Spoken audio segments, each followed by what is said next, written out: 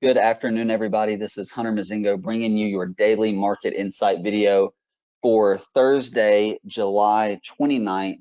It is just after market close here in Jacksonville, Florida, 4:03 p.m. Eastern Time at the current juncture. And today we're going to talk about not only what just happened in the market. You can see small caps lead, certain value sectors show strength, but we want to talk about where that money is flowing. If there is still rotations taking place under the hood per se, and there certainly has been a lot of that going on in 2021. So we're going to dive into that and look at those sectors and then what's within those sectors that's showing strength, has volume, etc. But before we do that, let's run through the basics like we normally do. What just happened? Small and mid caps lead, certain value sectors show strength, evidenced by the fact that the mid caps were up 1%, the Russell up 0.7%, the Q's only up 0.18, Dow up 0.44, S&P up 0.42. So some of those value sectors that tend to lead whenever small and mid caps are leading, doing that again today. Market state remains in an uptrend / SML, that is stands for small and mid cap, essentially as the warning signs or the laggards. But they have been showing some strength the last few days, so that could be soon to change as well. The trend gauge remains the same as it was in Don's most recent video on Tuesday. Market leaders continue to act well for the most part, short term and midterm. We are above the 50 and the 21 on the Dow, on the S&P, on the Qs. Mid caps poked their head above the 50 today. Small caps still slightly below it, but they are above the 21. So like I said, some positive action in small and mid caps. Long term, we're still above the 200-day moving average on all major indices. Before I get into the actual charts here, this is the team at Revere. Hunter Mozingo, that is me in the middle. If you have any questions about anything I say or cover in this video, please send me an email and just ask me any questions you may have. If you're interested in what Revere does from a strategy standpoint, what our services are, you can always reach out to me or any of these fellows here, Dan, Tim, Alex, or Don at Revere Asset as well. So let's get into the charts here. The S&P is where we will begin, up 0.4%, kind of a weak close today. You can see closing near the bottom of the range, but still trending higher, still above the 8. Not crazy extended here, about 3% above the 50, 1.5 above the 21.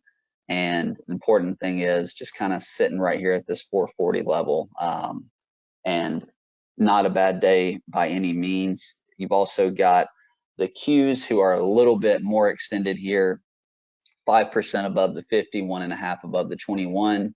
A very light and tight day for Qs. You can see a very tight range, only $2 range, really $2.50. Followed by similar tight action yesterday, still just staying on above the 8 there. And the Dow, very close to their moving average, is sitting right at this 350 level, 1.5% above the 50, less than 1% above the 21.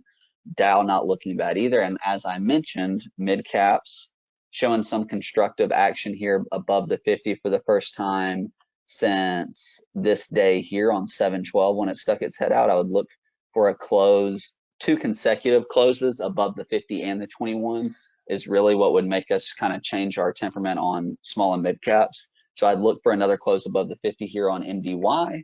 And secondly, on IWM, I would look for another close above the 50 or a close above the 50 here, followed by another close above that 50-day moving average. But the positive is you are back above the 21 EMA on small caps for the first time since really this date here at the beginning of July. So some positive action, some getting through some areas of resistance in small and mid caps here.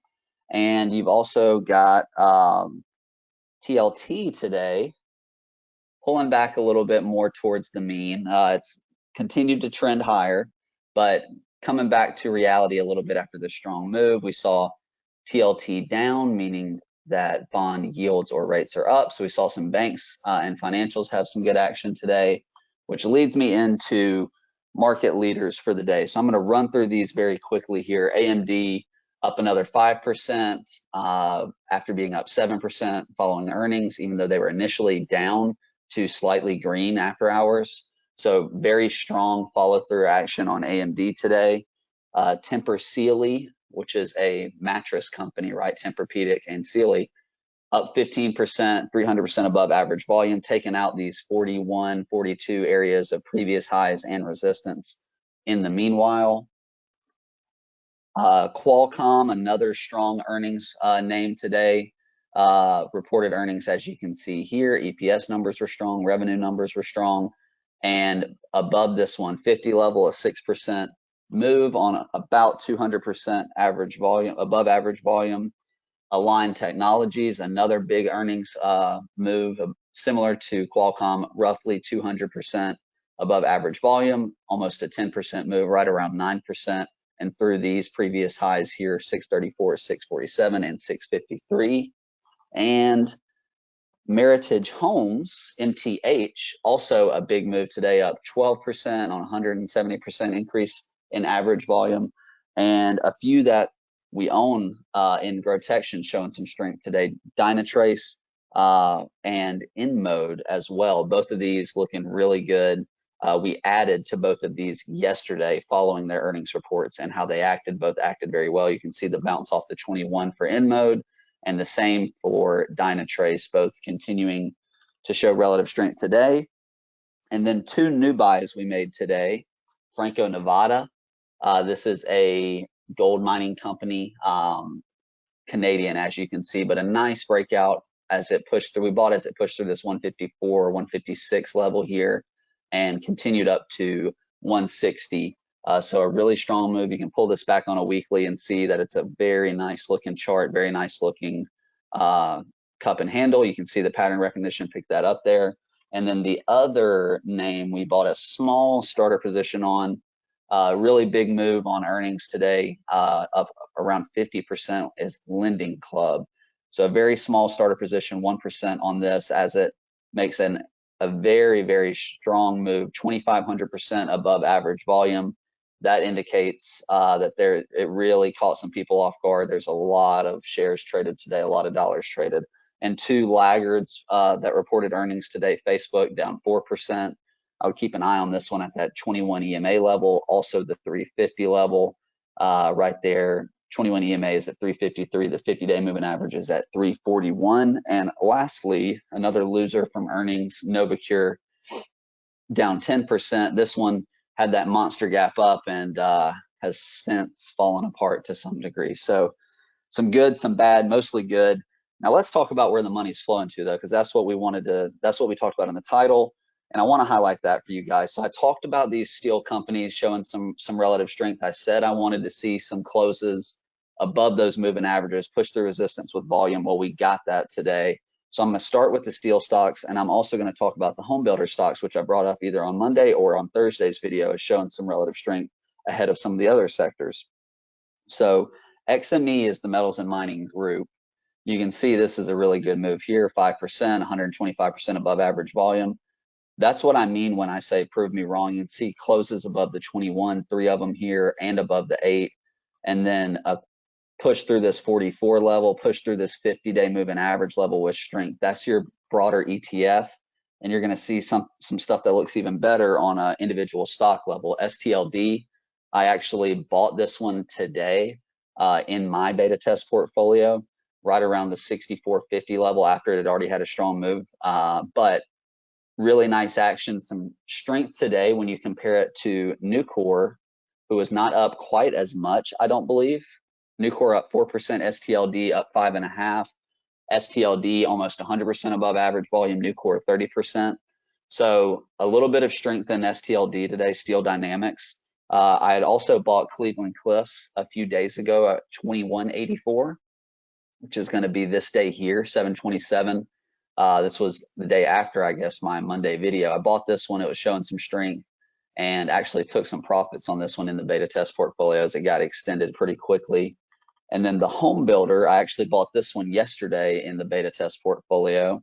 DHI, just off these 3 moving averages being converged here, had been a leading stock in the home building sector, pulled back, and took a chance on this one. It had some nice action today. So the 2 main areas that were really showing strength, home builders and metals and mining, particularly steel, but we also saw FNV in the gold mining space show some strength as well.